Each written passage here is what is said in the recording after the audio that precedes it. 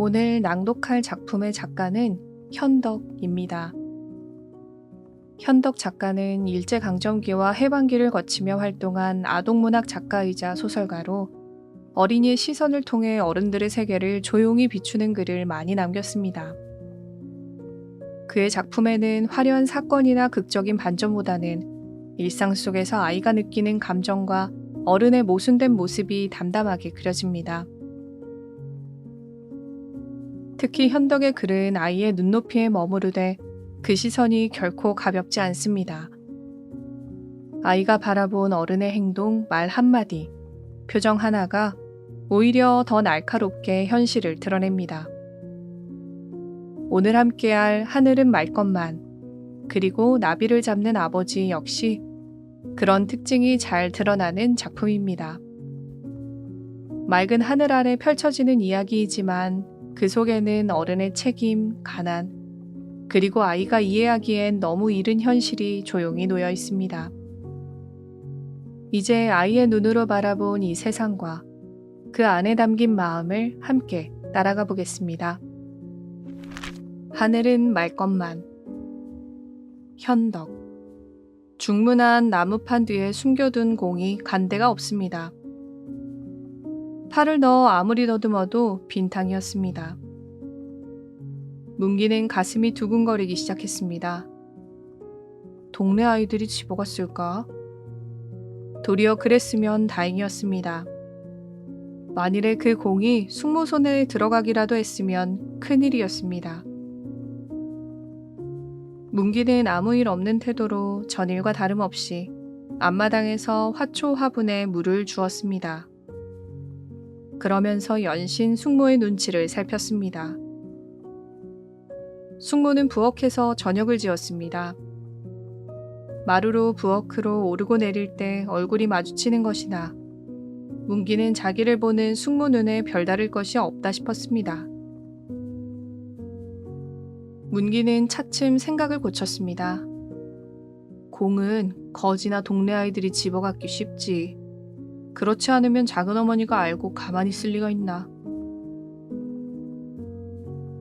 조금 후 문기는 아랫방으로 내려갔습니다. 그리고 책상 서랍을 열어보았을 때 문기는 좀 놀랐습니다. 서랍 속에 깊숙이 간직해둔 쌍안경이 보이질 않았습니다. 그것뿐이 아니었습니다. 서랍 안이 뒤죽박죽이고 누가 손을 댔음이 분명했습니다. 이제 얼마 안 있으면 작은아버지가 회사에서 돌아오시겠지.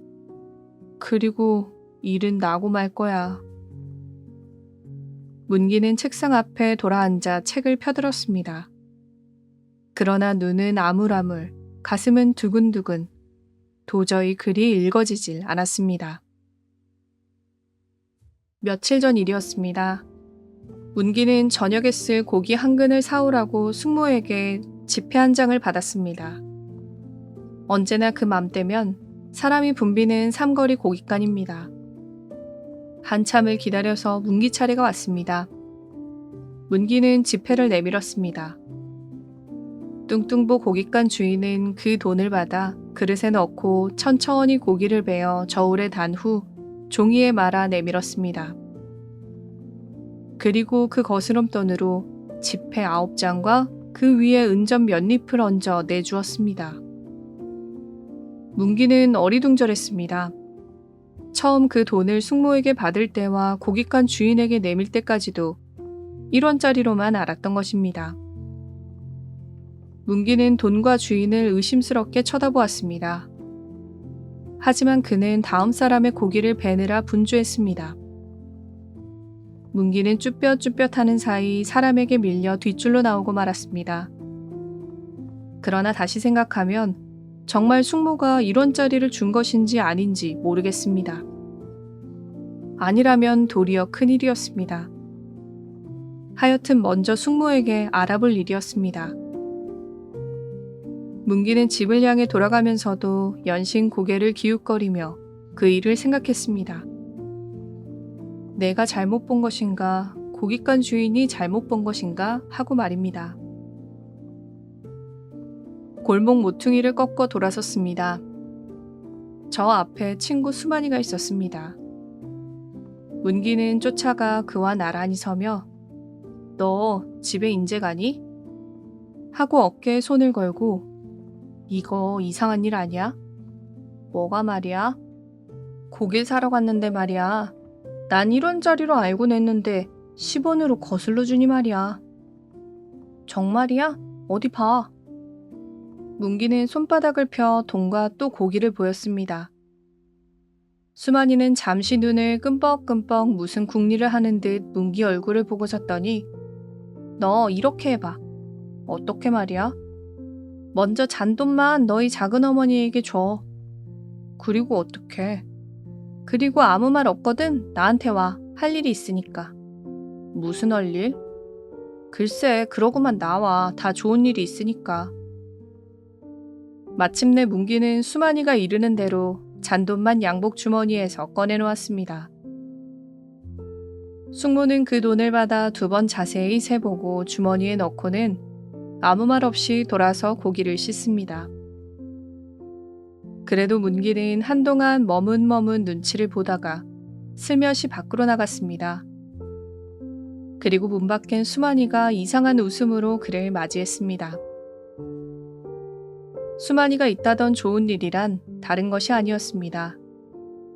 거리에서 보고 지내던 온갖 가지고 싶고 해보고 싶은 가지가지를 한 번에 모조리 돈으로 바꾸어 보자는 것이었습니다.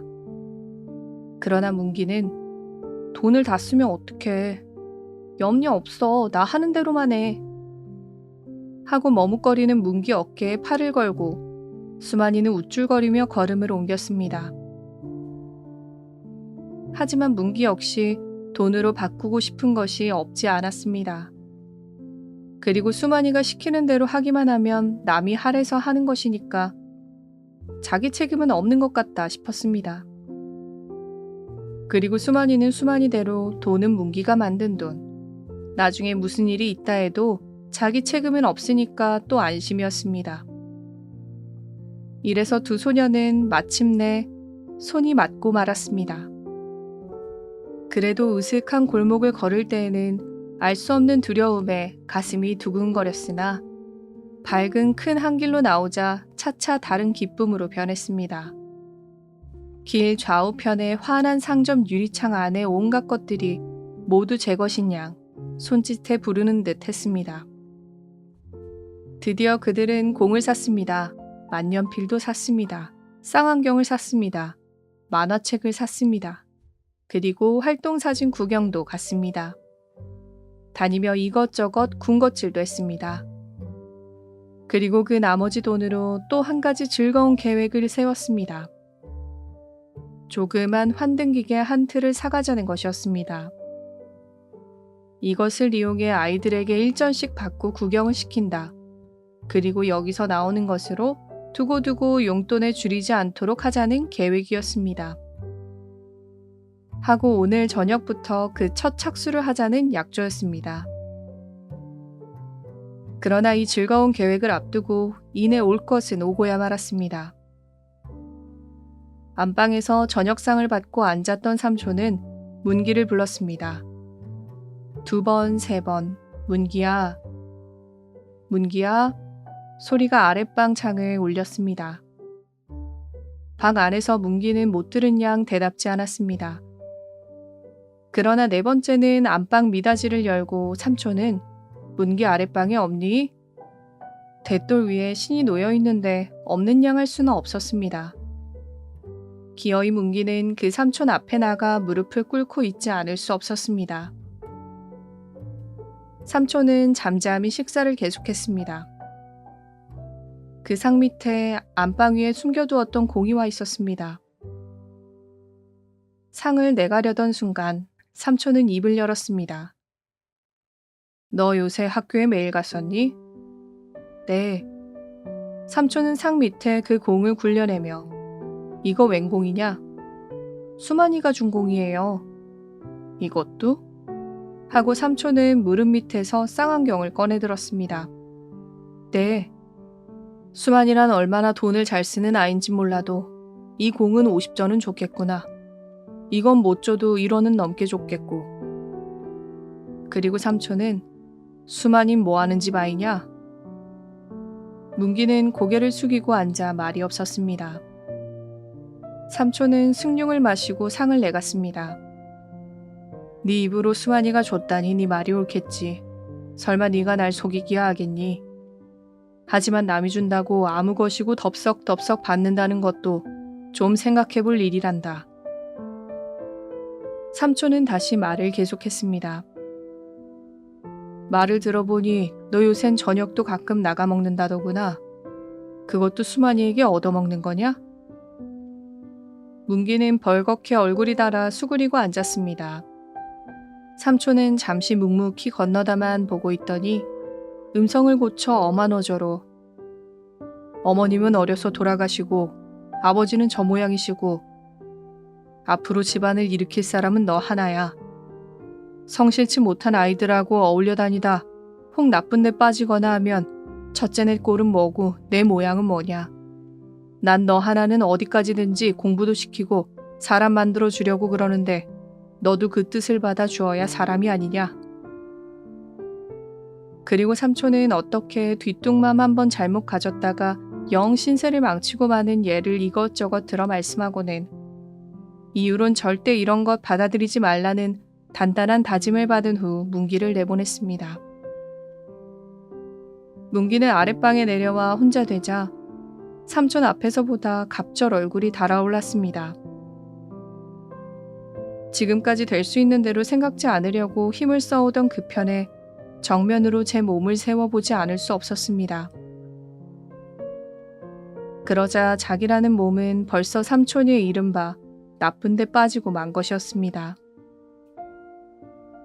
그야 자기는 수만이가 시켜서 한 일이니까 잘못이 없다는 것이지만 당초에 그것은 제 허물을 남에게 미루려는 얄미운 구실이 아니고 뭐냐. 그리고 이미 삼촌을 속였다. 또 써서는 아니 될 돈을 쓰고 말았다. 일찍이 어머니를 여의고 아버지란 사람은 일상 천량만량하고 허한 소리만 하면서 남루한 주제에 거처가 없이 시골 서울로 돌아다니는 사람이고 어려서부터 문기를 길러낸 사람이 삼촌이었습니다. 그리고 조카의 장래를 자기의 그것보다 더 중히 알고 염려하며 잘 되어주기를 바라는 삼촌이었습니다.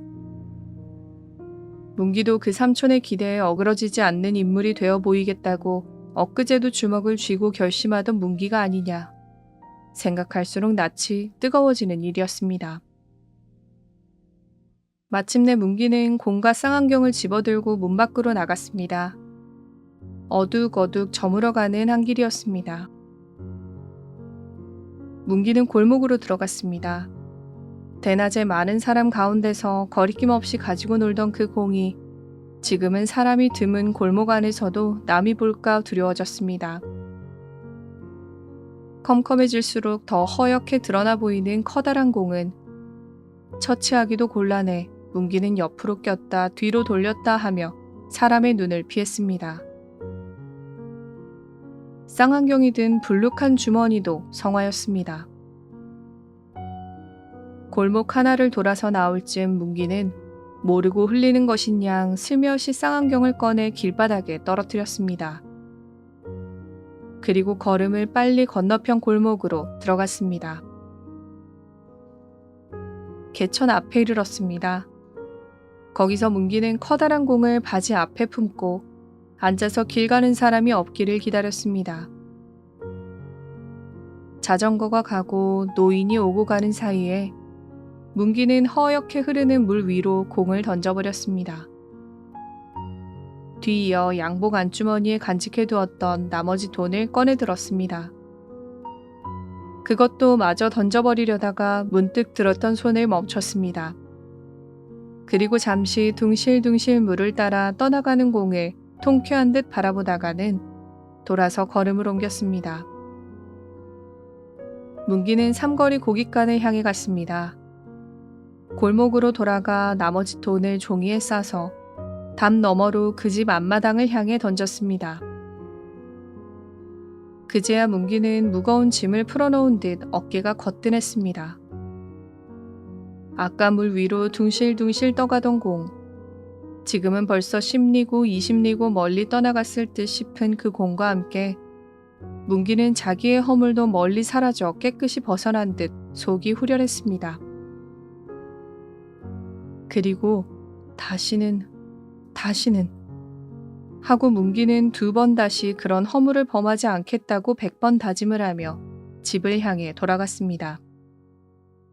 그러나 문기는 그것만으로는 도저히 자기 허물을 완전히 벗을 수 없었습니다. 그가 자기 집 어귀에 이르렀을 때 뜻하지 않은 것이 기다리고 있다 나타났습니다. 너 어디 갔다 오니?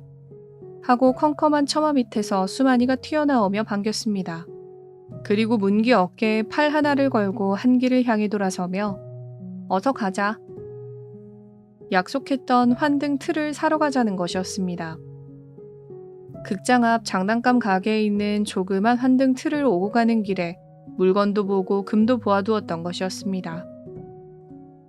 그리고 오늘 낮에도 보고 온 것이었지만 수만이는 그새 팔리지는 않았을까? 하고 걸음을 재촉했습니다. 문기는 생각 없이 몇 걸음 끌려가다가는 갑자기 그 팔을 쳐내며 물러섰습니다. 난 싫어. 수만이는 어리둥절해서 쳐다봤습니다. 뭐 말이야? 환등틀 사기 싫단 말이야? 나 이제 돈 가진 거 없어. 뭐? 하고 수만이는 의외라는 듯 눈이 동그래지다가 금세 능청스런 웃음을 지으며 너 혼자 두고 쓰려고 그러지? 그러지 말고 어서 가자. 정말 없어. 지금 고깃간집 앞마당으로 던져주고 오는 길이야. 공도 쌍안경도 버렸고. 하고 문기는 증거를 보이느라고 이쪽 저쪽 주머니를 털어 보이는 것이나 수만이는 흥 하고 코웃음을 쳤습니다. 그 말을 누가 믿냐? 하고 연신 빈정댔습니다. 고깃간집 마당으로 던졌다? 아주 핑계가 좋네. 거짓말 아니야. 진짜야. 할 뿐 문기는 어떻게 변명할 줄을 몰라 쳐다보기만 하다가 고개를 떨어뜨리고 울상을 지었습니다. 오늘 작은아버지에게 막구중 듣고 그리고 나도 이제 그런 건 안 할 작정이야. 그래도 나하고 약속한 건 실행해야지. 싫으면 너는 빠져도 좋아. 그럼 돈만 일이네. 하고 턱 밑에 손을 내밀었습니다. 정말 업돼도 그래. 수만이는 내밀었던 손으로 대뜸 멱살을 잡았습니다. 이게 그래도... 이런 때 마침 기침을 하며 이웃집 사람이 골목으로 들어서자 수만이는 슬며시 물러섰습니다. 그러나 어디 두고 봐? 하고 피해가는 문기 등을 향해 소리쳤습니다. 이튿날 아침이었습니다. 학교를 가는 길에 문기가 큰 길로 나오자 맞은편 널빤지에 백묵으로 커다랗게 김문기는 하고 그 밑에 동그라미 셋을 쳐 땡땡땡 했다 하고 쓰여 있었습니다. 그리고 학교 어귀에 이르러 삼거리 자파장 널빤지 조각에도 같은 것이 쓰여 있었습니다. 문기는 이번에도 어색한 느낌이 들어 하던 짓을 멈추고 얼른 모자를 벗어서 이름자만 지워버렸습니다. 그러는 것을 건너편 길모퉁이에서 수만이가 일그러진 웃음으로 보고 섰습니다. 그리고 문기가 앞으로 지나가자 왜? 겁나니? 하고 뒤를 오면서 작은 소리로 정말 그 돈 너 혼자 쓸 거야? 그럼 요건 약과다. 그리고 수만이는 끈덕지게 쫓아다니며 문기를 골려댔습니다. 철봉틀 옆에 정신없이 선 문기를 불시에 다리 오금을 쳐 골탕을 먹게 하거나 단거리 경주 연습을 하는 척 다른 박질을 하다가는 일부러 문기 앞으로 달려들어 몸째 부딪혔습니다. 그리고 으슥한 곳에서 단둘이 만나는 때면 수만이는 너 네 마음대로만 할 거지? 나도 내 맘대로 할 거다 하고 말했습니다. 내가 다 얘기해버리면 첫째 학교에서 쫓겨날 거고 둘째 너희 집에서 쫓겨날 거야. 그리고 남의 걸 훔친 거니까 또 그런 대로 붙들려 갈 거고 하고는 또 다 말해버릴 거야. 사실 그 다음 시간 교실에 들어갔을 때 문기는 크게 놀랐습니다. 칠판 한가운데 김문기는 땡땡땡 했다 가 커다랗게 쓰여 있었습니다. 뒤이어서 선생님이 들어왔습니다. 일은 간단히 선생님이 한번 쳐다보고 누구 장난이냐 하고 쓱쓱 지워버리고는 고만이었지만 선생님이 들어오고 그것을 지우기까지의 그동안 문기는 실로 앞이 캄캄했습니다. 그러나 수만이는 그것으로 고만두지 않았습니다. 학교를 파해 거리로 나와서는 한층 심했습니다. 두어간 문기를 앞세워 놓고 따라오면서 연신 수만이는 앞에 가는 아이는 땡땡땡 했다지? 그리고 점점 더해 나중엔 도적질을 거꾸로 붙여서 앞에 가는 아이는 질적도 했다지? 하고 거리거리 외며 따라오는 것이었습니다. 문기집 가까이 이르렀습니다. 수만이는 문기 앞으로 다가서며 작은 음성으로 얘기했습니다. 너 지금이라도 가지고 나오지 않으면 내일은 진짜 가만 안 둔다. 도적질했다 하고 똑바로 써놓을 거야. 문기는 여전히 못 들은 척 걸음만 옮겼습니다. 자기 집 마당에 들어갔습니다. 숙모는 뒤뜰에서 화초 모종을 심는지 여기 심고 저기 심고 하며 아랫집 심부름하는 아이와 이야기하는 소리가 날 뿐 집 안에는 아무도 없었습니다. 그리고 눈앞에 보이는 장 안에 잔돈 얼마와 지폐 몇 장이 놓여 있었습니다. 그리고 문 밖엔 지금 수만이가 돈을 가지고 나오기를 기다리고 서 있었습니다. 여기서 문기는 두 번째 허물을 범하고 말았습니다. 진작 듣지 하고 빙그레 웃는 수만이 얼굴에다 뺨을 때리듯 돈을 던져주고 문기는 달아났습니다. 급한 걸음으로 문기는 내거리 하나를 지나고 또 지나갔습니다. 또 하나를 지났습니다. 걸음은 차차 풀이 죽었습니다. 그리고 문기는 이런 생각을 했습니다. 작은 어머니 돈을 써버렸네. 근데 갚으면 그만이잖아. 그 돈 값어치만큼 밥도 덜 먹고 학용품도 아껴 쓰고 옷도 조심해 입고 이렇게 갚으면 그만이지. 몇 번이고 이 소리를 속으로 되뇌며 문기는 떳떳하게 얼굴을 들고 집으로 들어갈 수 있을 만한 배심을 만들려 했습니다. 그러나 아무 실속 없이 공원으로 거리로 돌며 해를 보냈습니다. 날이 저물어서 문기는 풀이 죽어 집 마루에 걸터 앉았습니다. 숙모가 방에서 나오다가 보고 너 학교에서 인제 오니? 그리고 이어 너 혹시 저 장 안에 돈 봤어? 하다가는 채 문기가 입을 열기도 전에 숙모는 학교에서 지금 오는 애가 알겠니? 참 점순이 그게 못된 애더라. 낮에 내가 뒤뜰에서 화초 모종을 심고 있었는데 집을 간다고 나가더니 글쎄 돈을 집어갔더구나. 문기는 잠잠히 듣기만 했습니다. 그러나 속으로는 갚으면 그만이지 소리를 또 한 번 외워봤습니다. 그날 밤이었습니다. 아랫방 들창 밑에 훌쩍훌쩍 우는 어린아이 울음소리가 났습니다. 아랫집 심부름하는 아이 점순이의 음성이었습니다. 숙모가 직접 그 집에 가서 무슨 말을 한 것은 아니로되 자연 그 말이 한 입 건너 두 입 건너 그 집까지 들어갔고 그리고 그 집주인 여자는 점순이를 때려 쫓아낸 것이었습니다. 먼저는 동네 아이들이 모여 지껄지껄하더니 차차 하나 가고 둘 가고 훌쩍훌쩍 우는 그 소리만 남았습니다. 방 안의 문기는 그 밤으로 뜬 눈을 지새웠습니다. 이튿날 아침이었습니다. 문기는 밥을 두어술 뜨다가는 고만뒀습니다. 그 돈을 갚기 위한 그것이 아니었습니다. 도저히 입맛이 나지 않았습니다. 학교에 갔습니다. 첫 시간은 도덕 시간, 그리고 공교롭게도 제목이 정직이었습니다. 선생님은 뒷짐을 지고 교단 위를 왔다 갔다 하며 거짓이라는 것이 얼마나 악한 것이고 정직이 얼마나 귀하고 중한 것인가를 누누이 말씀하셨습니다. 그리고 안경 쓴 선생님의 그 눈이 번쩍하고 문기 얼굴에 머물렀다 갔습니다. 그럴 때마다 문기는 가슴이 뜨끔뜨끔해졌습니다. 문기는 자기 한 사람에게만 들리기 위한 정직이요 수신 시간인 듯 했습니다. 그만큼 선생님은 자기 속을 다 들여다보고 하는 말인 듯 싶었습니다. 운동장에서도 문기는 풀이 죽었습니다. 사람 없는 교실 뒤, 버드나무 옆, 그런 데만 찾아다니며 고개를 숙이고 깊은 생각에 잠기거나 팔짱을 끼고 왔다 갔다 하기도 했습니다. 그러다 누가 등을 치면 소스라치게 깜짝깜짝 놀랐습니다.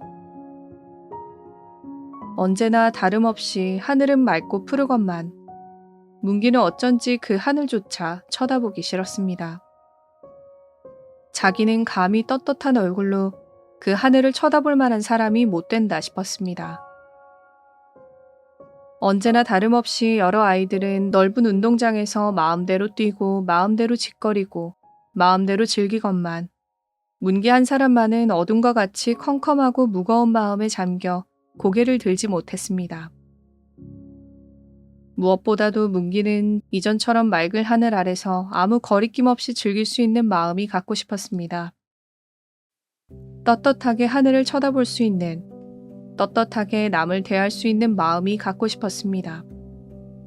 오후 해가 저물녘이었습니다. 문기는 책보를 흔들흔들 고개를 숙이고 담임선생님 집 앞을 왔다가는 주춤하고 섰다가 그대로 지나가고 했습니다. 세 번째는 드디어 그 집 문 안을 들어서서 선생님을 찾았습니다. 선생님은 문기를 안방으로 맞아들었습니다.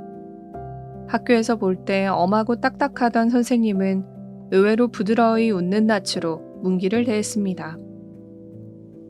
문기는 선생님 앞에 엎드려 모든 것을 자백할 결심이었습니다. 그런데 선생님의 부드러운 태도에 도리어 문기는 말문이 열리지 않았습니다. 다음은 건넌방에서 어린애가 울어 하지 못했습니다. 다음은 사모님이 들락날락하고 그리고 다음엔 손님이 왔습니다. 기어이 문기는 입을 열지 못한 채 물러나오고 말았습니다. 먼저보다 더 갑절 무겁고 캄캄한 마음이었습니다.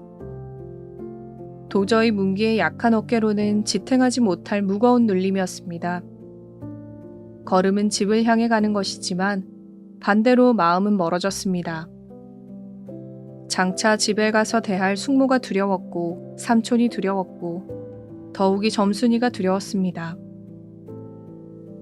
어느덧 걸음은 삼거리를 지나고 있었습니다. 문기 등 뒤에서 아주 멀리 자동차 소리와 비켜라 하는 사람의 소리가 나는 듯 하더니 갑자기 귀 밑에서 크게 울렸습니다. 언뜻 돌아다 보니 바로 눈앞에 자동차 머리가 달려들었습니다. 그리고 문기는 높은 데서 아래로 떨어져 가는 듯 싶더니 정신을 잃고 말았습니다. 얼마 동안을 지났는지 모릅니다. 문기가 어렴풋이 눈을 떴을 때 무섭게 전등불이 밝아 눈이 부셨습니다. 문기는 다시 눈을 감았습니다. 두 번째로 문기가 눈을 떴을 때 희미하게 삼촌의 얼굴이 나타나며 그것이 점차 선명해지더니 삼촌은 너 내가 누군지 알겠니? 하고 웃지도 않고 내려다보는 것이었습니다. 문기는 이것도 꿈인가 하고 한번 웃어주려면서 그대로 맑은 정신이 들었습니다. 문기는 병원 침대 위에 누워 있었습니다. 어디 아픈 데는 없지만 몸을 움직일 수가 없었습니다. 삼촌은 근심스런 얼굴로 내려다보았습니다. 작은아버지 하고 문기는 입을 열었습니다. 그리고 저는 마땅히 받아야 할 벌을 받은 거예요. 하고 문기는 눈을 감으며 한마디 한마디 그러나 똑똑하게 처음부터 끝까지 먼저 고깃집 주인이 1원을 10원으로 알고 거슬러 준 것, 그 돈을 써버린 것, 그리고 또 장 안의 돈을 자기가 훔쳐낸 것, 이렇게 하나하나 숨김없이 자백을 하자 이때까지 겹겹으로 몸을 싸고 있던 허물이 한꺼풀 한꺼풀 벗어지면서 마음속의 어둠도 차차 사라지며 맑아지는 것을 문기는 확실히 깨달을 수 있었습니다. 마음이 맑아짐에 따라 몸도 가뿐해졌습니다. 내일도 해는 뜨고 하늘은 맑아지리라. 그리고 문기는 그 하늘을 떳떳하게 마음껏 쳐다볼 수 있을 것입니다. 나비를 잡는 아버지. 현덕. 황혼의 종로로 방향을 돌려서 버스는 떠난다 경쾌하게. 간드러진 노랫소리가 푸른 언덕을 넘어옵니다. 바우는 송아지에게 풀을 먹이며 밤나무 그늘에 앉아 그림 그리는 책을 펴들었습니다.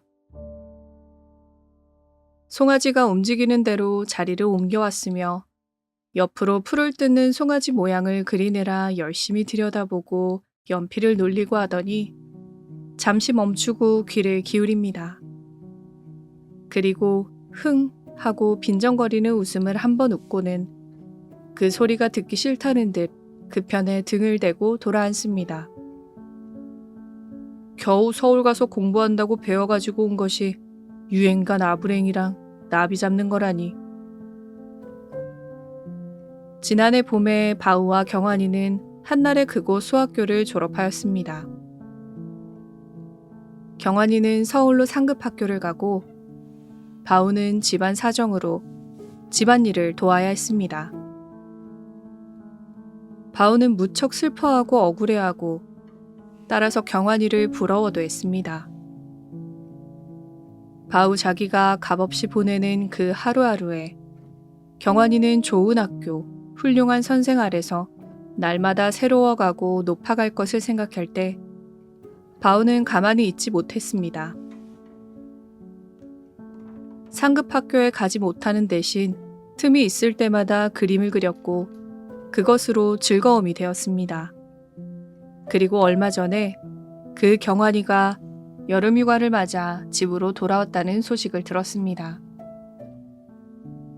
그러나 전보다 얼굴빛이 희어지고 바지통이 넓은 양복에 흰 테두리에 모자를 멋있게 쓴 것이 달라졌을 뿐 하는 일이라고는 고작 서울이 얼마나 좋고 자기가 다니는 학교가 얼마나 훌륭한 곳인가를 자랑하는 것과 활동사진 배우 중 누구는 어떻고 누구는 어쩌고 그리고 잡된 유행가를 부르고 동네 어린이들을 몰고 다니며 나비를 잡는 것이 전부였습니다.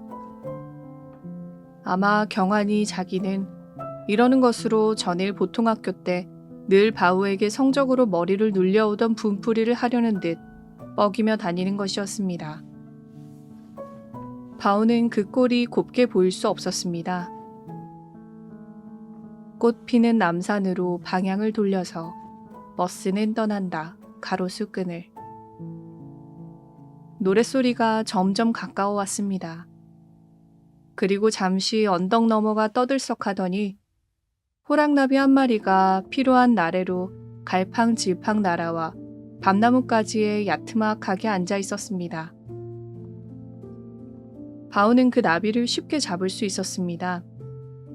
그리고 잠깐 그 호사스런 모양, 찬란한 빛깔을 들여다보다가 도로 날려보내려 할 즈음 언덕 위로 동네 아이들의 머리가 불쑥불쑥 나타나며 그 뒤 경환이가 나비 잡는 채를 휘두르며 뛰어내려왔습니다. 경환이는 바우가 앉아있는 밤나무 그늘로 들어서며 너 호랑나비 어디로 날아가는지 봤어? 하다가는 바우 손에 잡혀있는 나비를 보고 반색을 했습니다. 그거나 주라. 하고 을에 줄 것으로 알고 손을 내미는 것이나 바우는 그 손을 툭 쳐버리고 몸을 돌렸습니다. 넌 무슨 까닭으로 어린애들을 몰고 다니며 애만 나비를 못 살게 하는 거냐? 뭐? 하고 경환이는 뜻하지 않은 말에 잠시 멍하니 바라다 보다가는 누가 장난으로 잡는 거냐? 학교에서 숙제를 냈어. 동물 표본을 만들어 오라고. 너 나비 잡기 시작한 지가 며칠이냐? 그동안에 못 잡아도 100마리는 잡았겠구만. 동물 표본 만들고도 모자라서 또 잡는 거지? 모두 못 쓰게 잡았으니까 그렇지. 날개가 상하고. 경환이는 화가 난 기색으로 한 발자국 다가서며 넌 남이 나빌 잡건 말건 무슨 상관이야, 건방지게. 나도 상관할 만해서 그런다. 무슨 상관이야. 너 때문에 다음부턴 나비 구경을 못하게 되었으니까 하는 말이야. 하고 바오는 경환이 얼굴을 마주 노리다가 너가 동물 표본을 만들기 위해 나비가 필요하다면 난 그림 그리는데 필요한 나비야. 너만 위해서 생긴 나비는 아니지. 그러나 경환이는 흥 하고 코웃음을 쳤습니다.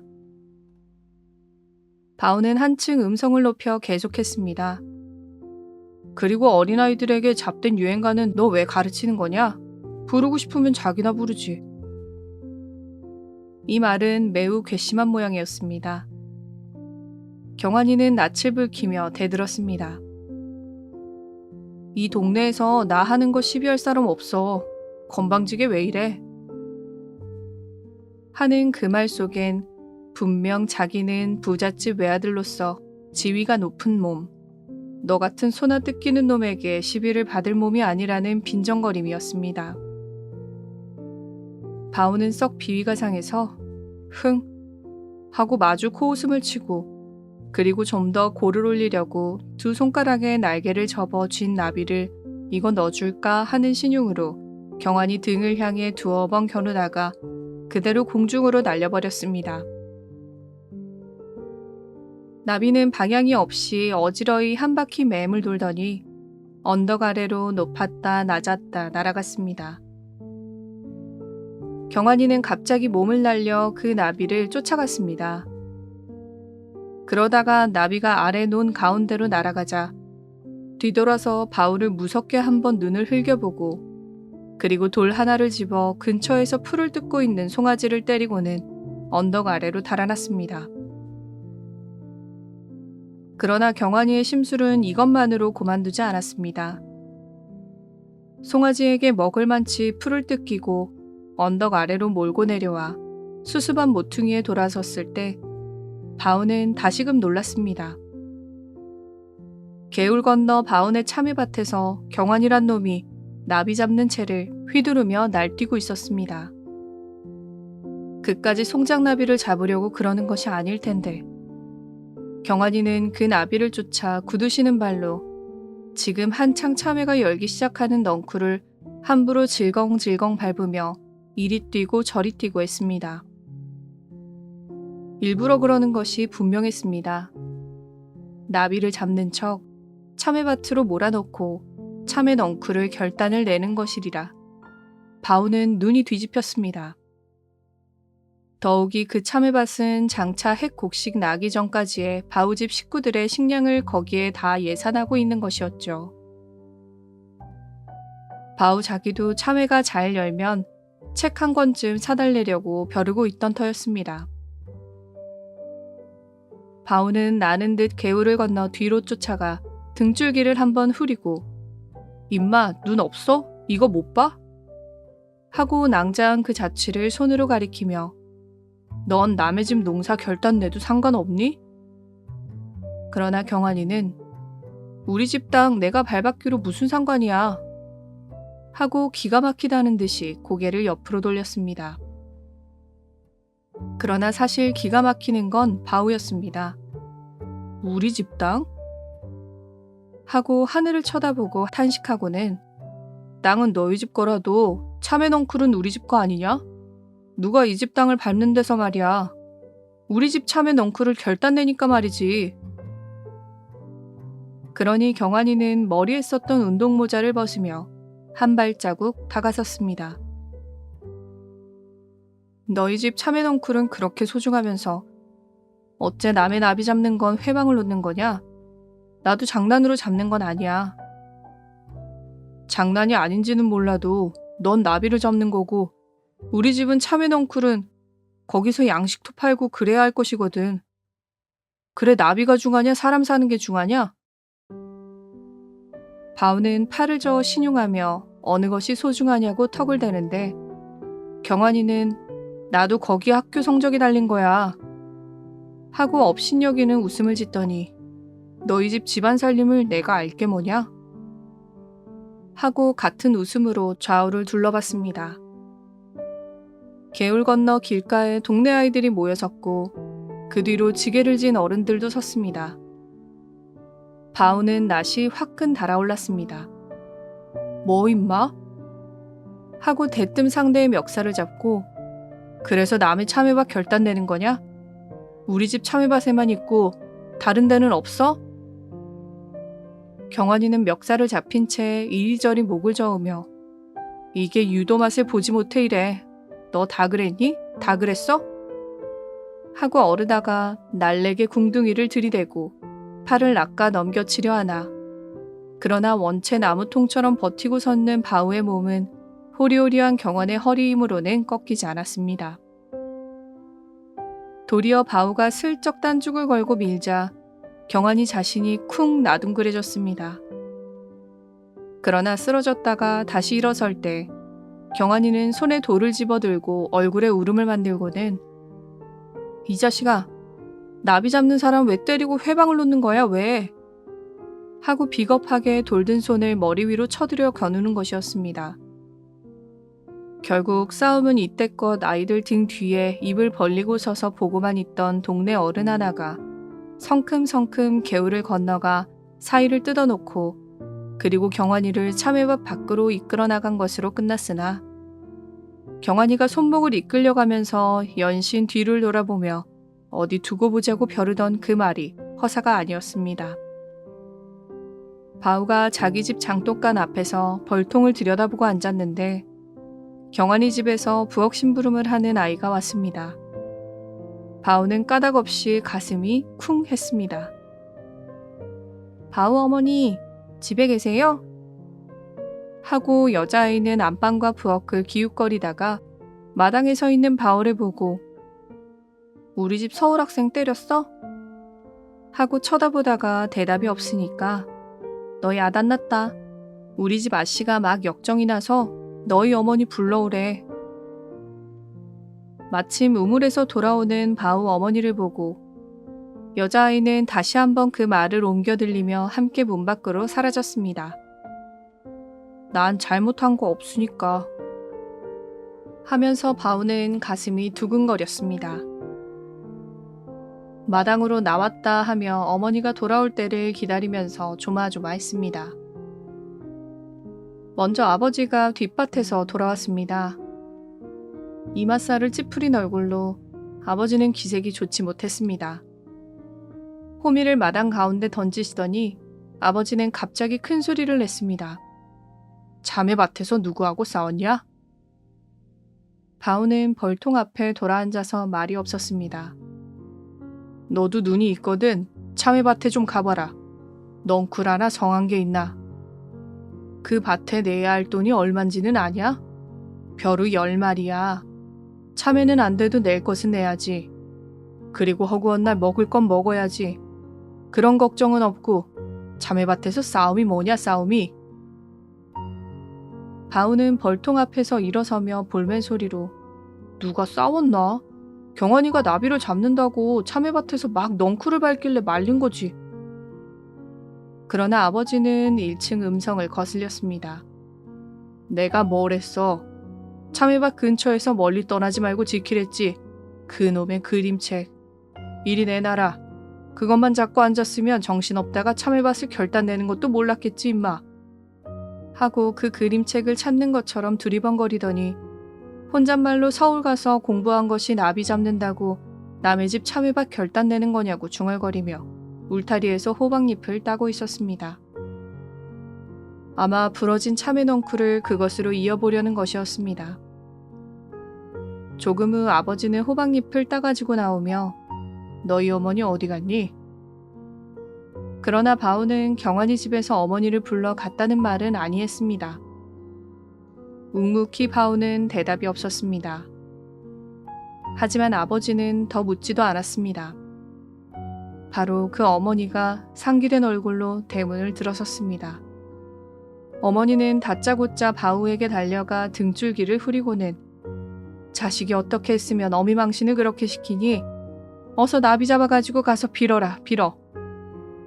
그리고 아버지를 향하고는 당신도 가세요. 바깥사랑에서 부릅디다. 아버지는 어리둥절하여 바우와 어머니를 번갈아 쳐다보다가 어떻게 된 일이야? 응? 그러나 어머니는 바우를 향해서만 또 남 나빌 잡거나 말거나 내버려두지 어줍지 않게 회방을 왜 놔? 누가 회방 놨나? 남의 참외밭에 들어가니까 그러지. 네가 밤나무골 언덕에서 손에 잡았던 나비까지 날려보내며 뭐라고 그랬다는데 그래. 그리고 어머니는 경환이 집 안주인이 꾸중꾸중 하더라는 것. 그리고 바우가 나비를 잡아가지고 와서 경환이에게 빌지 않으면 내년부턴 땅 얻어붙일 생각을 말라더라 라는 말을 남기며 어서 나비 잡아가지고 가서 빌어라.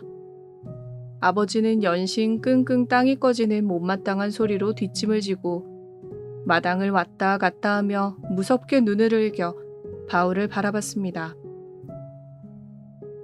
그리고 바우는 어머니가 등을 미는 대로 부엌으로 뒷곁으로 피하다가는 대문 밖으로 나갔습니다. 그러나 담 밑에 붙어 서서 움직이지 않는 바우를 어머니는 쫓아나와 재촉했습니다. 이렇게 고집을 부리고 안 가면 어떡할 셈이야.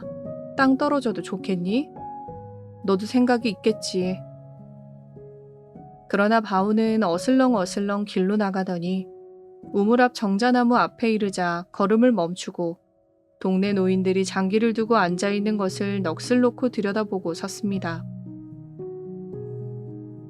장기가 2판이 끝나고 3판이 끝나고 모였던 사람이 헤어져도 바우는 자리를 뜨지 않았습니다.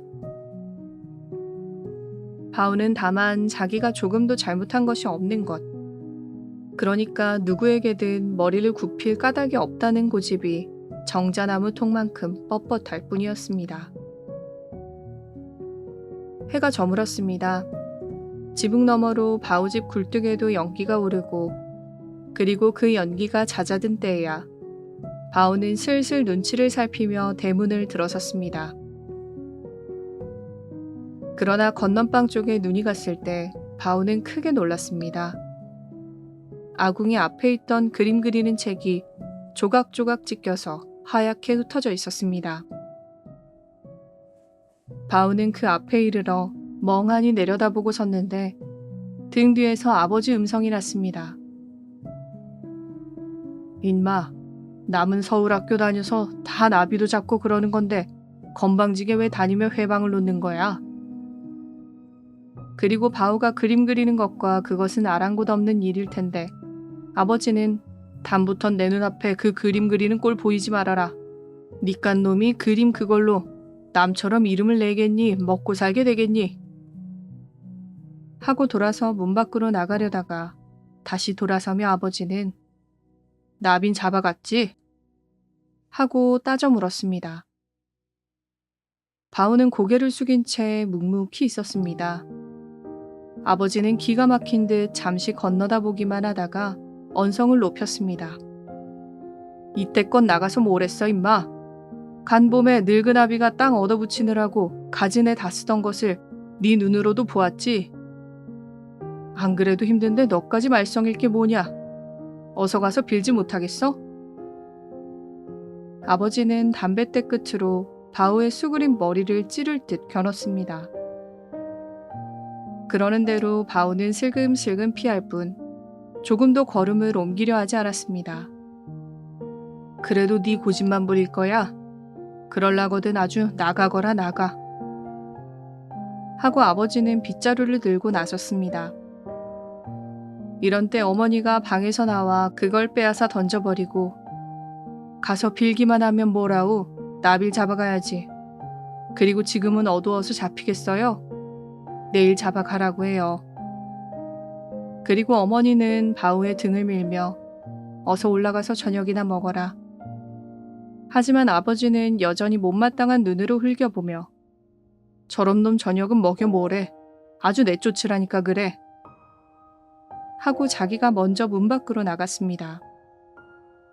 어머니는 그 아버지가 들어오기 전에 어서 저녁을 먹으라고 권했습니다. 그러나 바우는 서 있는 그대로 고개를 숙이고 어머니가 달랠수록 더 짜증만 났습니다. 한종일 아버지 어머니에게 미움을 받고 또 그림책을 찢기고 했던 그 억울한 감정이 가슴속에 벅차 다른 무엇이 들어갈 여지가 없었습니다. 이튿날 아침이었습니다. 건넌방 모퉁이에서 바우는 아버지와 얼굴을 마주쳤습니다. 아버지는 어제와 다름없는 그 얼굴, 그 음성으로 부엌에서 아침을 짓는 어머니를 향해 소리쳤습니다. 오늘도 저놈이 지 고집만 부리고 나비를 잡아가지 않거든 밥 주지 말어. 그리고 바울을 향해서는 오늘은 나비를 잡아 가지고 가봐야지. 그러지 않으려거든 영 집에 들어올 생각 말아라. 아버지가 보이지 않는 곳에 이르자 어머니는 부엌에서 나와 작은 음성으로 바울을 달랬습니다. 아버지 속상하시게 하지 말고 오늘은 나비 잡아가지고 가봐라. 땅이 떨어지거나 하면 너는 좋겠니? 생각해봐.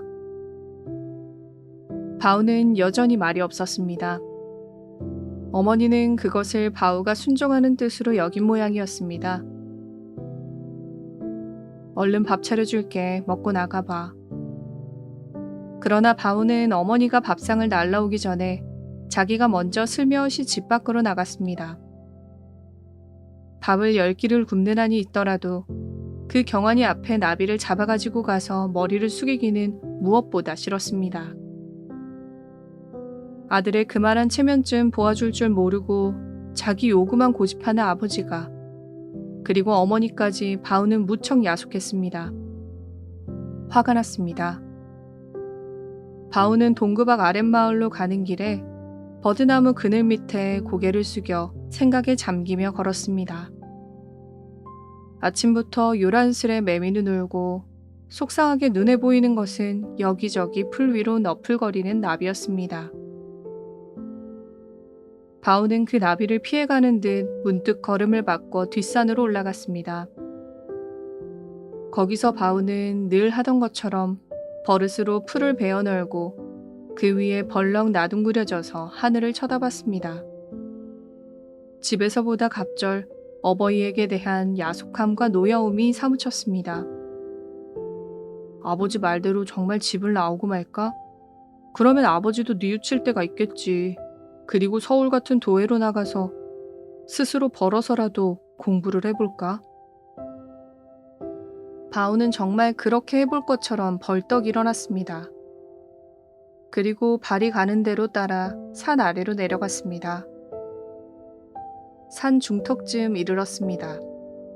건너다 보이는 맞은편 언덕을 넘어 메밀밭 두덩에 허연 사람의 그림자가 엎드렸다 일어섰다 하며 무엇을 쫓는 모양으로 움직였습니다.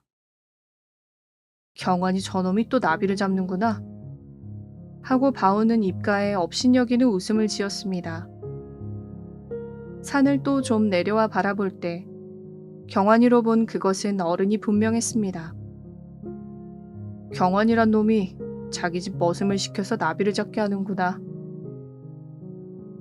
그리고 바우는 또 한 번 같은 웃음을 웃었습니다. 바우는 산을 내려와 맞은편 언덕 위로 올라갔습니다. 그리고 가까운 거리에서 메밀밭을 내려다보았을 때 그는 놀라 벌린 입을 다물지 못했습니다. 경환이 집 머슴으로 본 사람은 남이 아닌 바로 자기 아버지였습니다. 아버지는 농사일을 할 때 쓰는 모자를 벗어들고 나비를 쫓아 엎드렸다 일어섰다 하며 그 똑똑지 못한 걸음으로 밭두덩을 지척지척 돌고 있었습니다. 바우는 머리를 얻어맞은 듯 멍하니 아래를 바라보고 섰습니다. 그러다가 갑자기 언덕 모래 비탈을 지르르 미끄러져 내려가며 그렇게 빠른 속력으로 지금까지 잠겨있던 어둠 마음에서 벗어나 그 아버지가 무척 불쌍하고 정답고 그리고 그 아버지를 위하여서는 어떠한 어려운 일이든지 못할 것이 없을 것 같고 바우는 울음이 되어 터져나오려는 마음을 가슴 가득히 참으며 언덕 아래 메밀밭을 향해 소리쳤습니다. 아버지! 아버지! 아버지!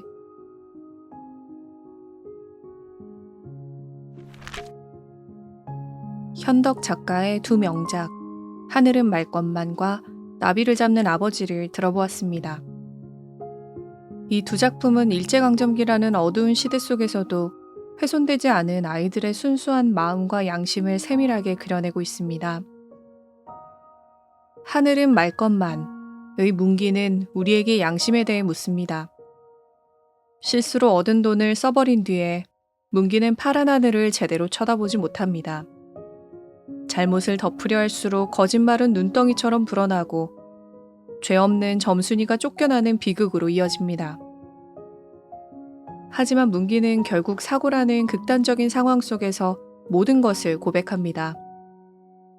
이제야 하늘을 쳐다볼 수 있게 되었다. 는 마지막 문장은 물질적인 풍요보다 내면의 평화, 즉 양심이 인간에게 얼마나 소중한 가치인지를 다시금 깨닫게 합니다. 두 번째 작품인 나비를 잡는 아버지를 떠올려 볼까요? 바우와 경환이는 한때 같은 학교를 다닌 친구였지만 소장농의 아들과 마름의 아들이라는 신분의 벽은 그들의 우정보다 높았습니다. 공부를 더 잘해도 상급 학교에 가지 못하는 바우의 울분, 그리고 아들의 자존심보다 당장의 생계를 위해 무릎을 꿇어야 했던 아버지의 모습은 당시 농촌 사회의 비극적인 단면을 그대로 보여줍니다. 이 두 소설의 끝에는 공통적으로 회복이 있습니다. 자존심 때문에 집을 나갔던 바우가 본 것은 아들을 위해 서툰 몸짓으로 나비를 쫓던 아버지의 모습이었습니다. 아버지가 잡으려 했던 것은 나비뿐만이 아니라 상처받은 아들의 마음이었을 것입니다. 문기 역시 고백을 통해서 다시 맑은 하늘을 선물 받았습니다. 거친 세상과 잘못된 선택 속에서도 아이들은 아파하고 고민하며 결국 본연의 순수함으로 돌아옵니다. 현덕 작가는 이 아이들의 눈망울을 통해 아무리 시대가 암울할지라도 우리가 끝내 지켜야 할 것은 서로에 대한 사랑과 스스로에 대한 당당한 양심이라는 메시지를 전하고 있습니다. 오늘 이 낭독이 여러분의 마음속에도 잠시 잊고 지냈던 맑은 하늘과 나비를 잡던 그 순수한 마음을 깨우는 시간이 되었기를 바랍니다. 오늘도 끝까지 함께 해주셔서 감사합니다.